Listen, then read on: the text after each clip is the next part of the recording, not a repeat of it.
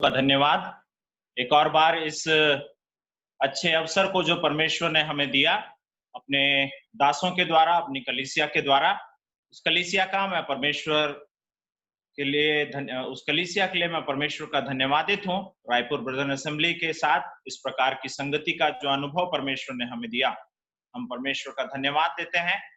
और यहाँ इस मीटिंग में जितने लोग भी छत्तीसगढ़ से और बाहर से जितने लोग भी जुड़े हुए हैं, उन सबों को मैं धन्यवाद देता हूँ और हमारे परिवार और कलीसिया की ओर से सबको जय मसीह की कहना चाहता हूँ।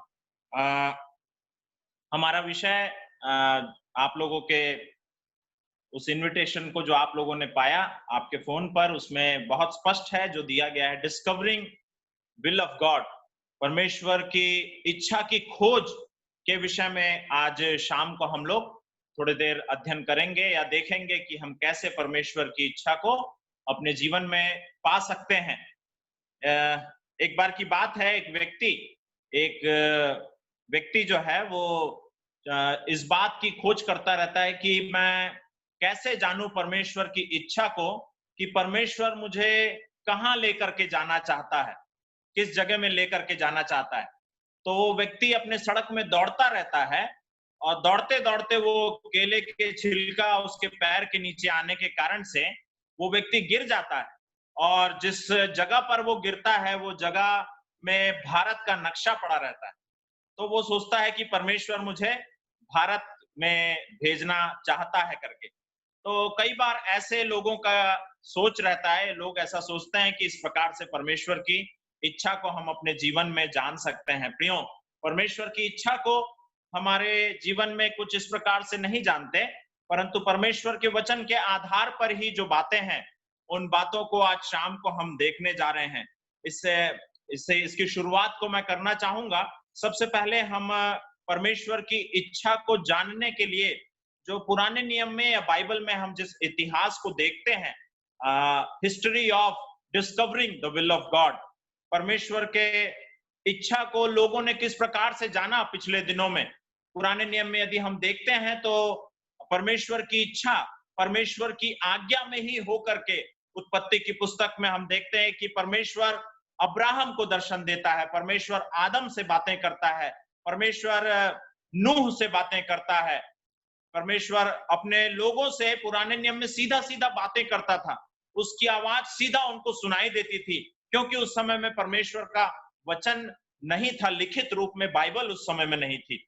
उसके अलावा हम आगे देखते हैं कि महायाजक लोग अपने सीने पर उस ब्रेस्ट प्लेट को पहने रहते थे, जिसमें 12 गोत्रों के नाम लिखा हुआ एक जंजीर के साथ वो एक चीज होता था जिसे वो लोग पहन के रखते थे, उरीम और तुम्मीम कहते हैं।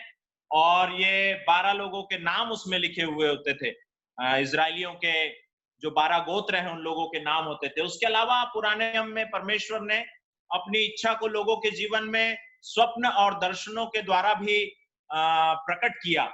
उसके अलावा हम देखते हैं कि चिट्ठी डालने का भी एक प्रचलन था, कि लोग परमेश्वर की इच्छा को जानने के लिए चिट्ठी को डालते थे और उसमें से निकालते थे, और वो लोग परमेश्वर की इच्छा को जानते थे। परंतु नए नियम में ऐसी कोई बात नहीं। हालांकि चिट्ठी डालने के विषय में प्रेरितों के काम की पुस्तक में आखिरी बार नए नियम में वो बात आई है, और उसके बाद हम लोग कहीं पर भी देखते नहीं कि चिट्ठी डालने के द्वारा परमेश्वर की इच्छा को लोग जानने की कोशिश करते हैं। परंतु ये था इतिहास कि किस प्रकार से लोगों ने परमेश्वर की इच्छा को जाना। इसके अलावा हम जो दूसरी बात को देखेंगे वो ये है कि कुछ गलत शिक्षाएं हैं जिसके द्वारा लोगों का मानना और सोचना है कि हम इस तरीके से परमेश्वर की इच्छा को अपने जीवन में जान सकते हैं।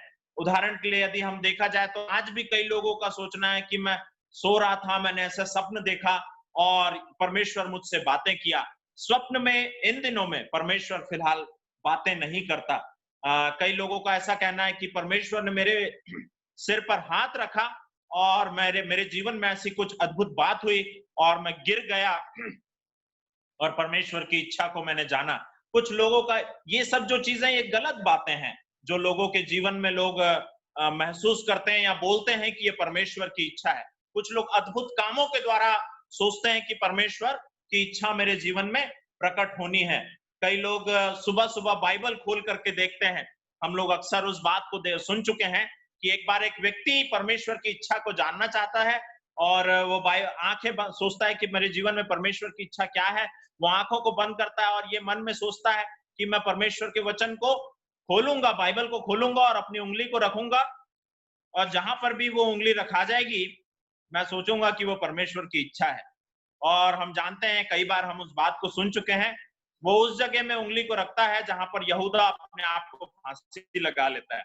मैं सोच रहा था अच्छा हुआ भैया कि वो कहीं कैन जहां पे अपने भाई को मार डालता है वहां पर उसने हाथ नहीं रखा, या तो फिर दाऊद छत पे जो टहलता रहता है वहां पर उसने हाथ नहीं रखा, नहीं तो पता नहीं शायद व्यभिचार या पाप के उस हत्या के उस बात को वो अपने जीवन में परमेश्वर की इच्छा समझ लेता। हालांकि प्रियो, ये इस प्रकार के जो फैंसीफुल तरीके हैं, इस प्रकार से ये गलत तरीका है जिसके कारण से लोग कहते हैं कि मैं परमेश्वर की इच्छा को जानता हूं या जानना चाहता हूं, या इसके माध्यम से मैं परमेश्वर की इच्छा को जान सकता हूं।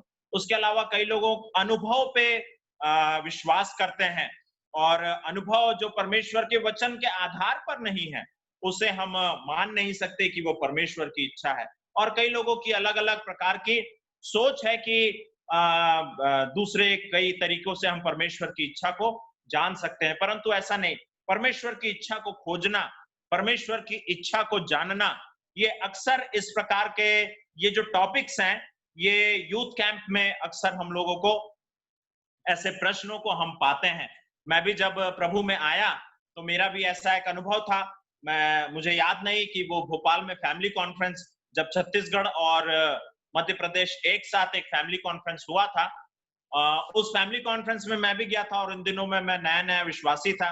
तो मुझे आज भी याद है, तिरुविल्ला के थॉमस मैथ्यू अंकल परमेश्वर के वचन से कुछ बातों को जवानों के लिए ले रहे थे, बांट रहे थे, और उसका अनुवाद रायपुर की कलीसिया के साजो अब्राहम अंकल कर रहे थे। तो उस समय उस सेशन को अटेंड करने के बाद मैं भी इन दोनों दासों के पास गया और परमेश्वर की इच्छा को कैसे खोज सकते हैं करके उन बातों को मैं उनसे पूछने लगा।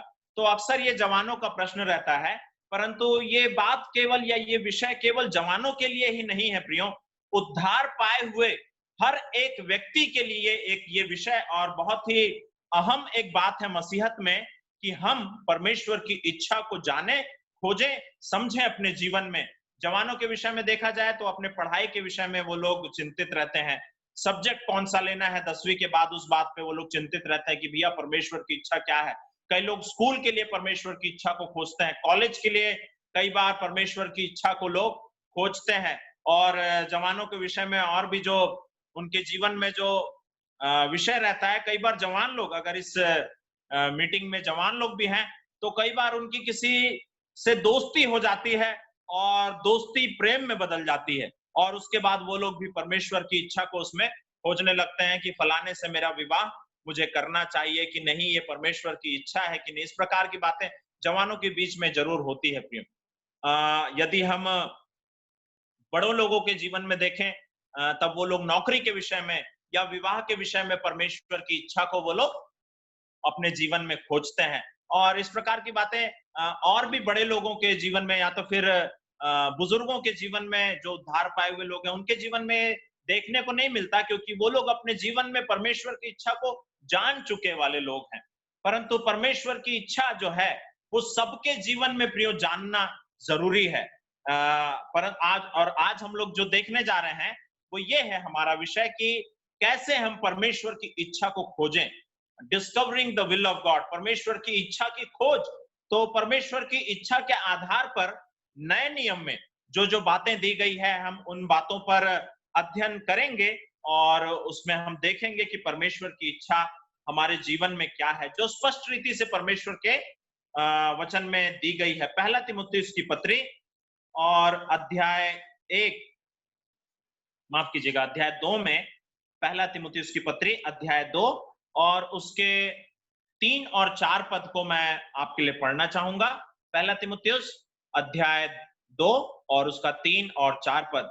यह हमारे उद्धारकर्ता परमेश्वर को अच्छा लगता और भाता भी है, जो यह चाहता है कि सब मनुष्यों का उद्धार हो और वे सत्य को भली भांति पहचान ले, क्योंकि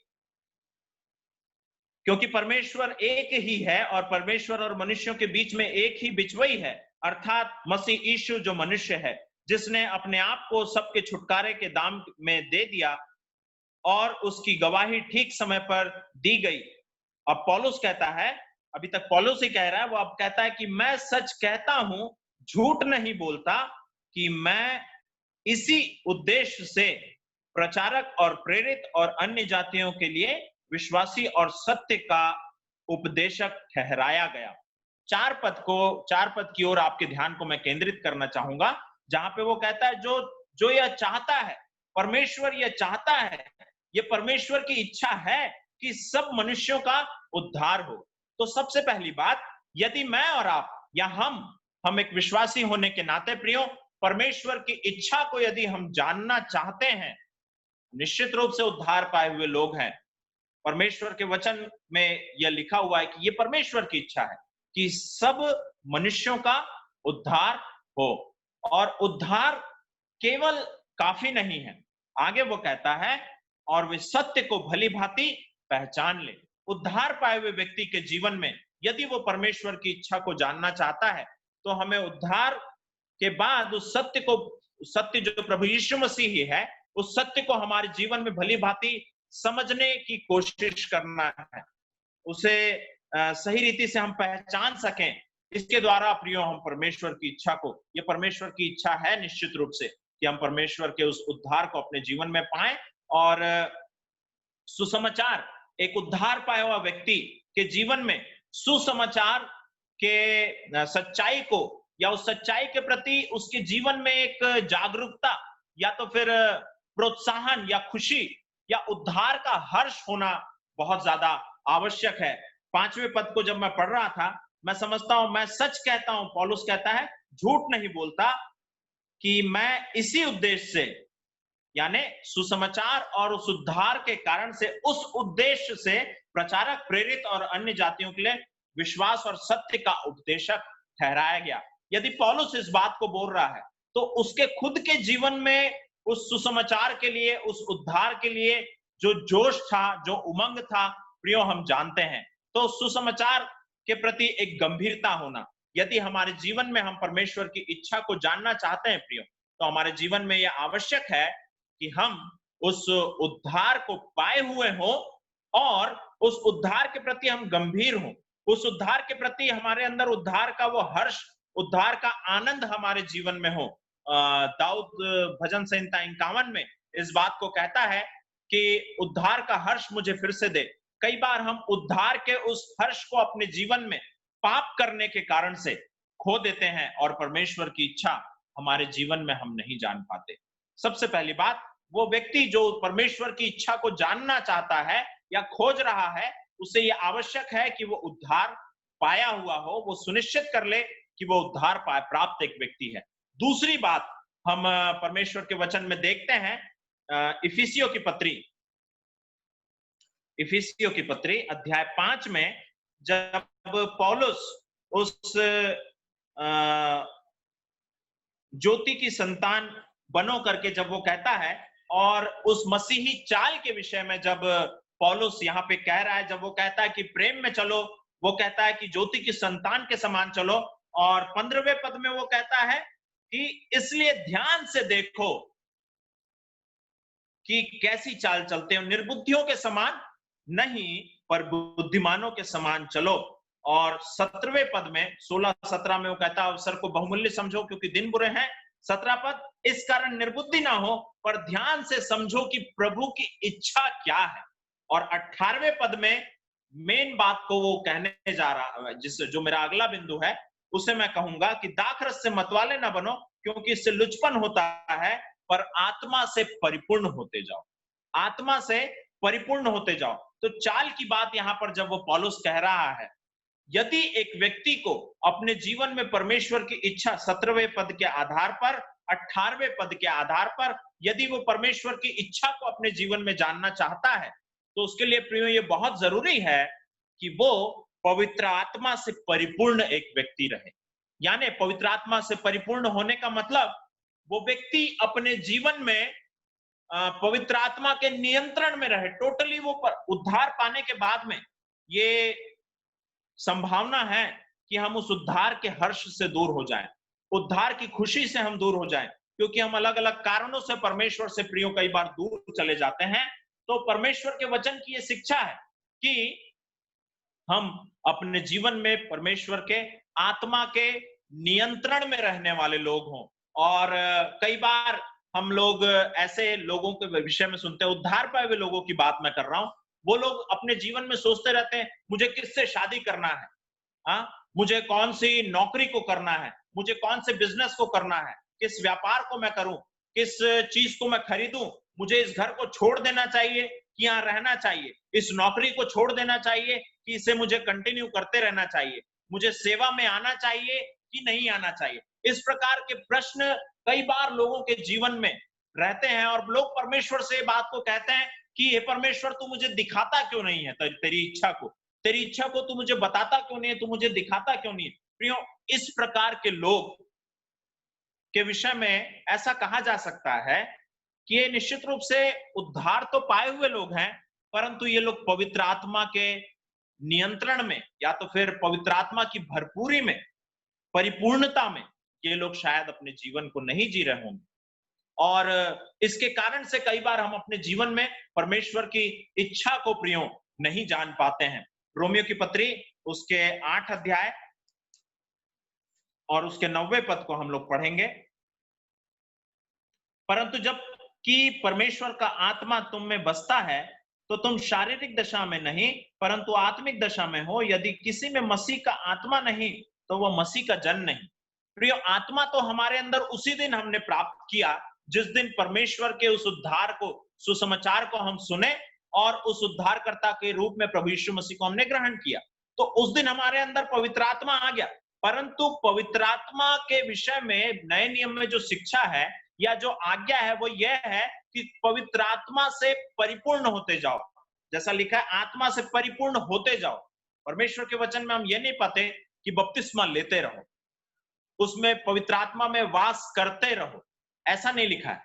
परंतु निश्चित रूप से एक आज्ञा है कि आत्मा से परिपूर्ण होते जाओ। यानी ये एक ऐसा प्रक्रिया है जो मुझे कंटिन्यू करते रहना, उसका प्रयास मेरे को करते रहना है।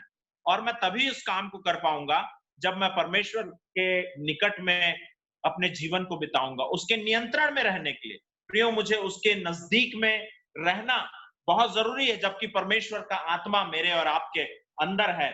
और कई लोग इस प्रकार से हम लोग, हमारे करिस्मेटिक जो मित्र हैं, वो लोग जो लोग अलग अलग कलीसियाओं से है, उनके जीवन में शिक्षा का अभाव होने के कारण से मैंने कई ऐसे गीतों को सुना है जिसमें गीतकार इस प्रकार से कहता है कि आ पवित्र आत्मा, या पवित्र आत्मा तो आ गया पेंतकोस्त के दिन में, और आपके जीवन में निश्चित रूप से जिस दिन आपने उद्धारकर्ता के रूप में ग्रहण किया प्रभु यीशु मसीह को, उस दिन पवित्र आत्मा के बिना तो कोई व्यक्ति उद्धार पा ही नहीं सकता। तो वैसा लोगों का कई बार सोच रहता है। और कई लोग इस बात की भी प्रार्थना करते हुए मैंने सुना है कि अपनी आत्मा को मुझे दे दे, अपनी आत्मा को मुझे दे दे, और आत्मा दे, और आत्मा दे। पवित्र आत्मा कोई दवाई के डोज के जैसा नहीं है कि और हम लेते रहें, वैसा कुछ नहीं है। तो प्रियो, हमें ये जरूरी है, एक्चुअली उनके जीवन में ये सारी चीजें इसलिए होती है, वो लोग इस प्रकार के गीतों को कि आप पवित्र आत्मा या आप पवित्र और पवित्र आत्मा मुझे दे, ऐसी बातों को या ऐसी प्रार्थना को वो लोग इसलिए करते हैं क्योंकि उनकी शिक्षा में ही त्रुटि, परमेश्वर के पवित्र आत्मा की शिक्षा शायद उनके जीवन में उस रीति से वो लोग पा नहीं पाए, है ना, सही शिक्षा को वो लोग नहीं पाए, और इसलिए उनके जीवन में ये बातें होती है। पर क्यों परमेश्वर ऐसे लोगों, इन लोगों का कहना है कि क्यों परमेश्वर हमें दिखाता नहीं है परमेश्वर अपनी इच्छा को। तो प्रियो, हम यदि निश्चित रूप से परमेश्वर की इच्छा को जानना चाहते हैं तो हमें उद्धार पाया हुआ होना जरूरी है।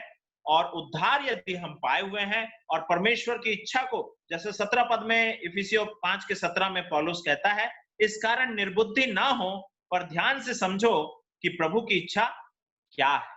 तो बुद्धिमानी से चलने वाला व्यक्ति अपने जीवन में इस प्रार्थना को जरूर वो करेगा कि हे परमेश्वर, मेरे जीवन में अपनी इच्छा मेरे जीवन में तेरी इच्छा को पूरी होने दे, और उसकी इच्छा के अनुसार वो व्यक्ति चलेगा। और उसके लिए उस व्यक्ति को पवित्र आत्मा से के नियंत्रण में, उसके नजदीक में रहना प्रियो जरूरी है। ये दूसरी बात जिसके माध्यम से मैं और आप परमेश्वर की इच्छा की खोज कर सकते हैं, वो परमेश्वर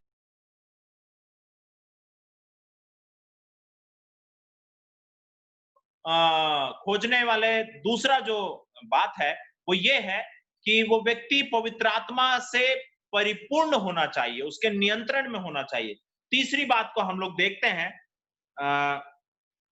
पहला थिस्सलुनीकियों की पत्री उसके अध्याय 4 में, जहां पे परमेश्वर का वचन और पवित्र आत्मा की अगुवाई में पौलुस बहुत स्पष्ट रीति से इस बात को कहता है। पहला थिस्सलुनीकियों की पत्री अध्याय 4 और उसका 3 पद, क्योंकि परमेश्वर की इच्छा यह है कि तुम पवित्र बनो। ये परमेश्वर की इच्छा है प्रियो, कि मैं और आप पवित्र बने, पवित्र जीवन को जिए। पवित्र का मतलब हम लोग जानते हैं, बाइबल में शुरू में ही जो बात लिखी गई है, पवित्र, पवित्र बाइबल, पवित्र का मतलब होता है अलग।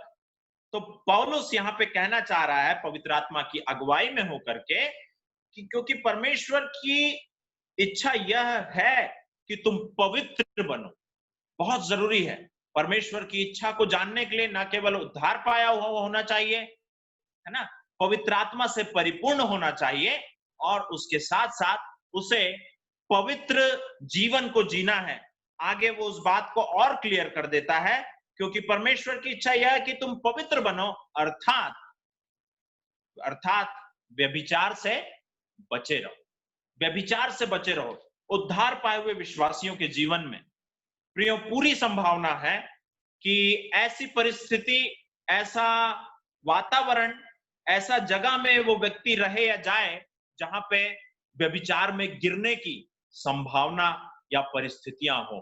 हम लोग जानते हैं यूसुफ के बारे में हम लोगों ने पढ़ा है, उस पुराने नियम में अक्सर इस बात को यूथ कैंप में भी बताया जाता है परमेश्वर के दासों के द्वारा, कि किस प्रकार से यूसुफ उस महल में, उस जगह में जब रहता था और सारा अधिकार उसके हाथ में था, और व्यभिचार का नेवता उसके सामने में श्रीमती पोतीपर लेकर के आती है, यानी पोतीपर की पत्नी लेकर के आती है कि व्यभिचार, मेरे साथ तू व्यभिचार कर।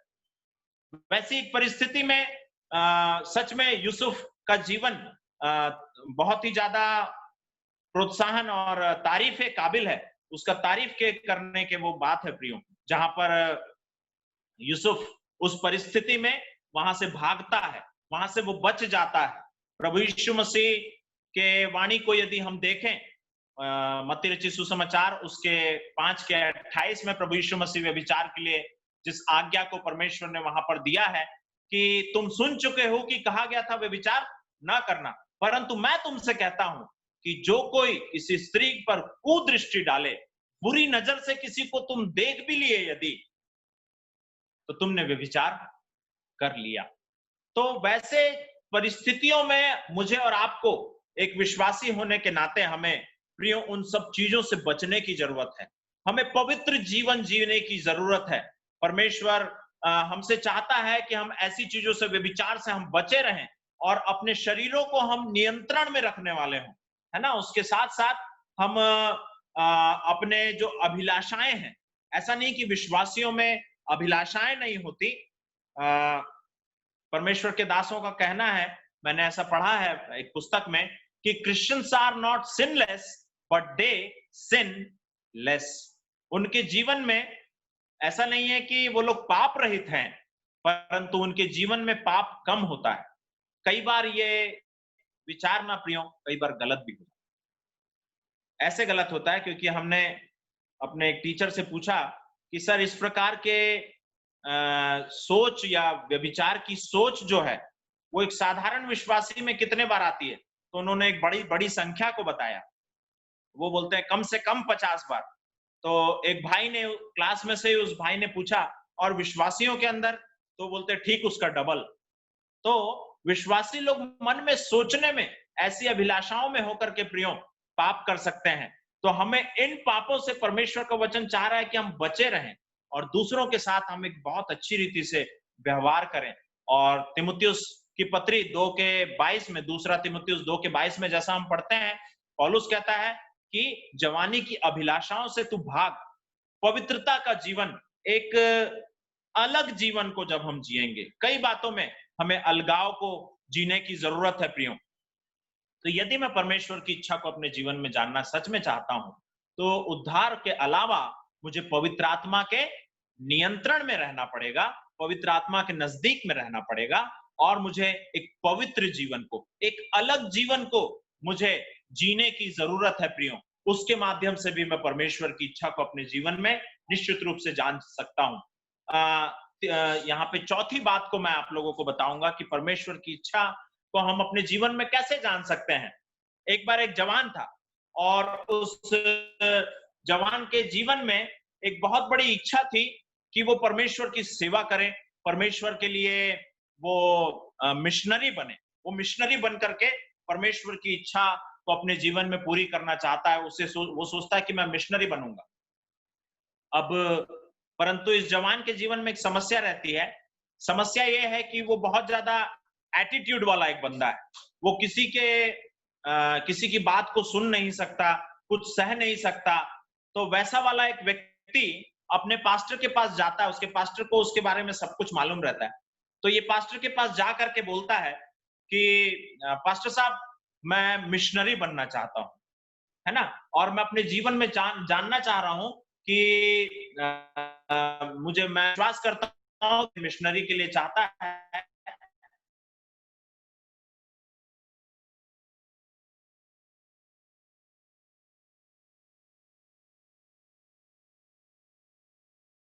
परंतु कैसे मैं मिशनरी बनूं और कहां।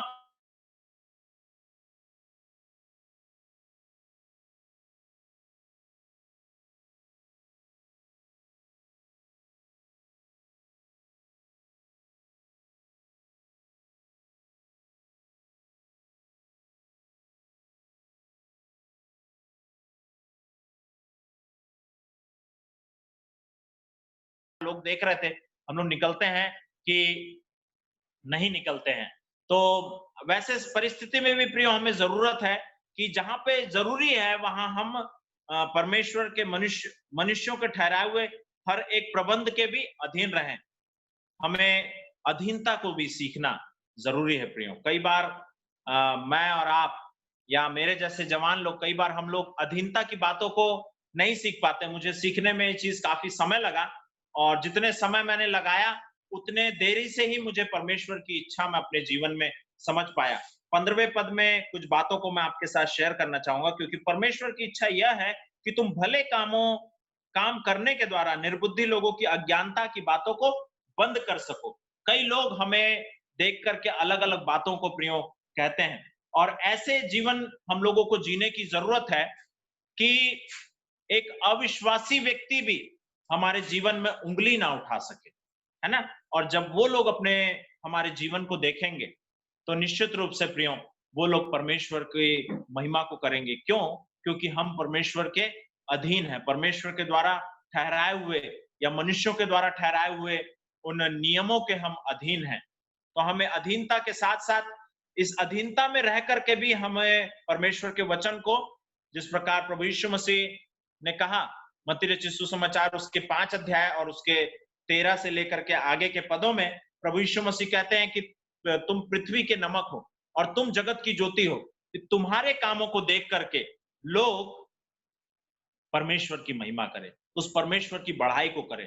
तो परमेश्वर की इच्छा को यदि मैं जानना चाहता हूं, तो उद्धार पाया हुआ होना जरूरी है। परमेश्वर की इच्छा को यदि मैं जानना चाहता हूं, तो आत्मा से परिपूर्ण होना मुझे आवश्यक है। परमेश्वर की इच्छा को यदि मैं जानना चाहता हूं, तो प्रियो मेरे जीवन में अलगाव या तो पवित्र रहना बहुत जरूरी है। और उसके अलावा परमेश्वर की इच्छा को यदि मैं जानना चाहता हूं, तो मेरे जीवन में अधीनता को सीखने की जरूरत है।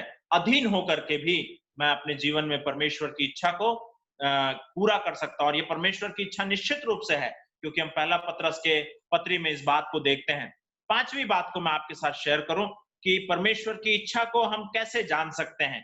पांचवी बात यह है कि इसे साधारण रीति से लिया जाए तो प्रभु यीशु मसीह के पास जब बाइबल में हम देखते हैं तो अलग अलग इच्छाओं के साथ लोग प्रभु यीशु मसीह के पास आते थे।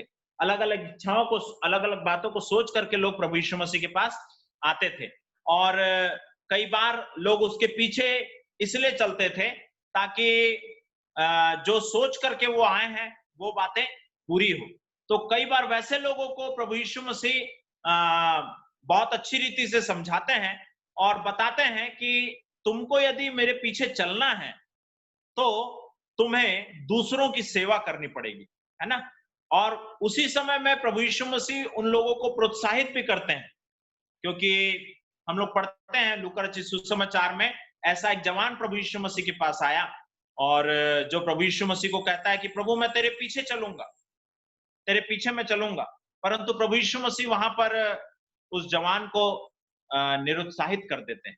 प्रभु यीशु मसीह उससे कहते हैं कि लोमड़ियों के भट हैं और आकाश के पक्षियों के बसेरे हैं, परंतु मनुष्य के पुत्र को रहने के लिए कोई जगह नहीं है करके प्रभु यीशु मसीह उस जवान को कहते हैं प्रियो।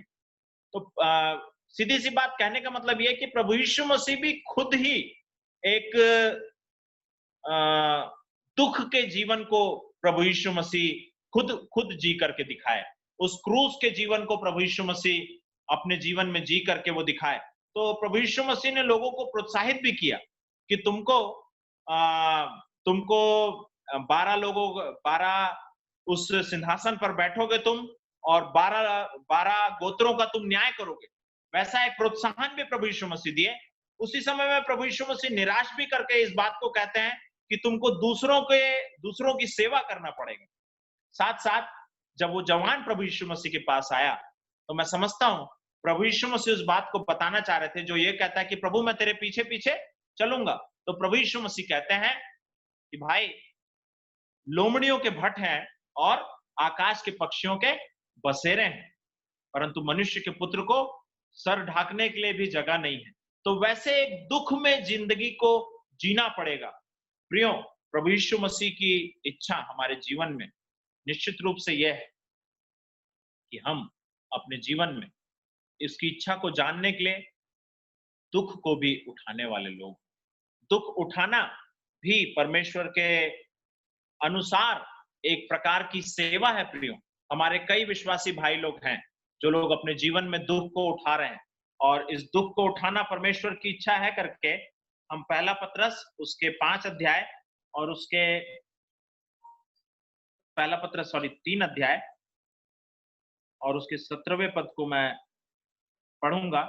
क्योंकि यदि परमेश्वर की यही इच्छा हो कि तुम भलाई करने के कारण दुख उठाओ तो यह बुराई करने के कारण दुख उठाने से उत्तम है। परमेश्वर की यदि इच्छा यही है तो प्रियो मसीही जीवन जो है, इस मसीही जीवन में प्रियो हमारे लिए दुख से भरा हुआ एक जीवन है और परमेश्वर की इच्छा को जानना में ये दुख भी निश्चित रूप से हमारे जीवन में शामिल है। तो परमेश्वर की इच्छा को जानने के लिए उद्धार पाया हुआ होना जरूरी है। परमेश्वर की इच्छा को जानने के लिए निश्चित रूप से पवित्र आत्मा से परिपूर्ण होना जरूरी है। परमेश्वर की इच्छा को जानने के लिए अलग एक जीवन को या पवित्र एक जीवन को, व्यभिचार से बचे हुए जीवन को जीना जरूरी है। परमेश्वर की इच्छा को जानने के लिए अधीन होना जरूरी है। परमेश्वर की इच्छा को जानने के लिए प्रियो हमारे जीवन में दुख को उठाना भी जरूरी है। परमेश्वर हमारे जीवन में इन 5 सिद्धांतों को चाहता है कि हम इन 5 सिद्धांतों के अनुसार, यानी उद्धार की बातें, आत्मा से परिपूर्ण जीवन और एक अलगाव का जीवन, पवित्र जीवन, अधीनता का जीवन और दुख उठाने वाला जीवन है और ये परमेश्वर की इच्छा है। और यदि आपका जीवन इन सिद्धांतों के अनुसार चल रहा है तो अगली बात जो मैं बोलने जा रहा हूं उसको सुन करके हम लोग बहुत ज्यादा खुश हो जाएंगे। विशेष करके मैं उन जवानों से जो लोग मेरी बातों को सुन रहे हैं उनसे मैं उनके लिए प्रोत्साहन की बात है, अगर ये 5 चीजें आपके जीवन में हैं, क्या क्या? उद्धार पाया हुआ, आत्मा से परिपूर्ण जीवन, पवित्रता का जीवन, है ना, अधीनता का जीवन, और साथ साथ दुख उठाने वाला जीवन। यदि आपके जीवन में ये बातें हैं, तो आपके मन में जो आता है, इन सिद्धांतों के अनुसार, इन सिद्धांतों को फॉलो करते हुए आपके मन में जो भी आता है, आप उस काम को निश्चित रूप से कर सकते हैं प्रिय। उसमें कोई शक की बात नहीं कि अगर आपके जीवन में ये सिद्धांत हैं, तो निश्चित रूप से आप समझ लीजिए कि परमेश्वर आपके जीवन को संचालित कर रहा है। मैं भजन संहिता से एक पद को पढ़ना चाहूंगा और एक विचार को आपके साथ बांटूंगा। भजन संहिता 37 अध्याय, जहां पर हम ऐसा पढ़ते हैं, यहोवा को, भजन संहिता 37 और उसका 4 पद मैं पढ़ रहा हूं। यहोवा को अपने सुख का मूल जान और वह तेरे मनोरथों को पूरा करेगा। यहोवा को अपने सुख का मूल जान और वह तेरे मनोरथों को पूरा करेगा। प्रियो, वो हमारे सभी मनोरथों को पूरा नहीं करेगा, सब मनोरथों को पूरा नहीं करेगा। वह हमें सही और सटीक चाहत को हमारे जीवन में देगा, कि क्योंकि ये 5 सिद्धांतों के आधार पर मेरी चाहत होगी, मैं कुछ भी नहीं करना चाहूंगा। आज मेरे पास एक जवान आया था, वो कहता है, मैं उससे बात कर रहा था, मैं उससे बोला कि भाई फ्लाइट चालू हो गई क्या? तो वो कहता है, हाँ भैया फ्लाइट तो चालू हो गई। तो अ, फिर आगे वो कहता है कि एक ही इच्छा है भैया जीवन में, करना ये है, किसी आज तक के मैं बैठा नहीं हूँ फ्लाइट में, तो फ्लाइट में बैठने की भी बात वो जवान नहीं कर रहा है। उसकी इच्छा ये है कि वो एक बार एरोप्लेन चलाया, बोलता है मैं पायलट को जाकर के बोलूंगा, भाई तू हमेशा तो प्लेन को चलाता रहता है, आज तू चुपचाप बैठ, आज मेरे को प्लेन चलाने दे। तो ये उसकी इच्छा है। तो ऐसी उटपटांग इच्छाएं हमारे जीवन में नहीं आएगी। जिन 5 सिद्धांतों को मैंने और आपने अभी सुना, अगर वैसे सिद्धांत के अनुसार उस कंट्रोल में मैं अपने जीवन को जी रहा हूं, तो वैसे सब इच्छाओं को ही परमेश्वर मेरे अंदर से खत्म कर देगा। अच्छी चाहत मेरे जीवन में आएगी, अच्छे मनोरथ मेरे जीवन में आएंगे। और तब परमेश्वर की इच्छा को, पौलुस रोमियो की पत्री को जिस बात को लिखता है 12वें अध्याय और उसके पहले और दूसरे पद में, पौलुस कहता है, इस कारण हे मेरे प्रिय भाइयों, मैं तुम्हें परमेश्वर की दया स्मरण दिला करके विनती करता हूं कि अपने शरीरों को जीवित, पवित्र और परमेश्वर को भावता हुआ बलिदान करके चढ़ाओ।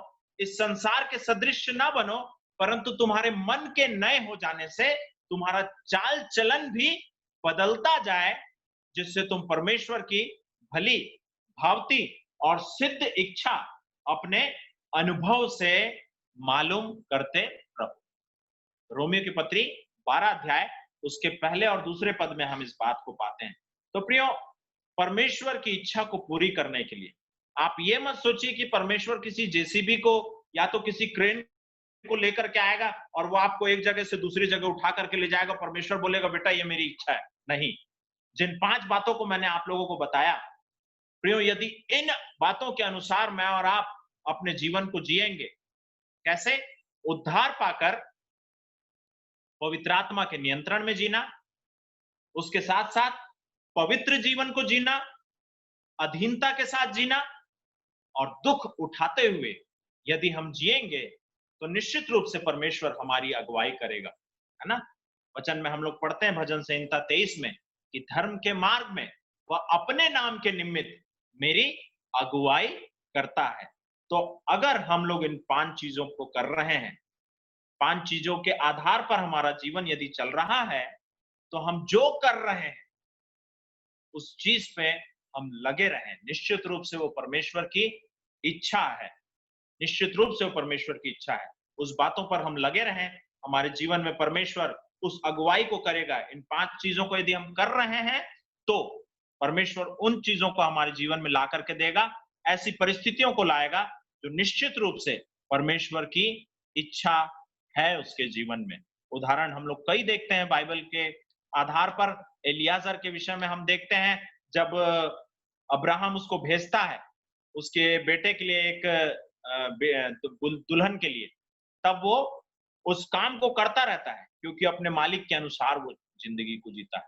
प्रेरितों के काम में पौलुस को, पतरस को यदि हम देखें, उन चीजों में वो लगा रहता है ना? और निश्चित रूप से 5 बातें उनके जीवन में थी। वो लोग उद्धार पाए हुए लोग थे, वो लोग पवित्र आत्मा से परिपूर्ण लोग थे, वो लोग पवित्र लोग थे, वो लोग अधीन लोग थे और उनके जीवन में कोई दुःख की कमी नहीं थी और इसलिए वो लोग उस काम में लगे रहे। यदि हम भी ऐसे करेंगे तो अपने जीवन में हम परमेश्वर की इच्छा को निश्चित रूप से जान पाएंगे। अपने अनुभव के द्वारा परमेश्वर हम इस बात को करने के लिए हमारी सहायता करें। एक और बार रायपुर ब्रदर असेंबली के प्रत्येक विश्वासियों को और अगुवों के उस टीम को, उस समूह को मैं धन्यवाद देता हूं कि आप लोगों ने एक और इस अवसर को दिया परमेश्वर के वचन को बांटने के लिए। प्रभु सहायता करे कि ऐसे जीवन को हम जी करके परमेश्वर की इच्छा को जानते रहें। सबको जय मसीह।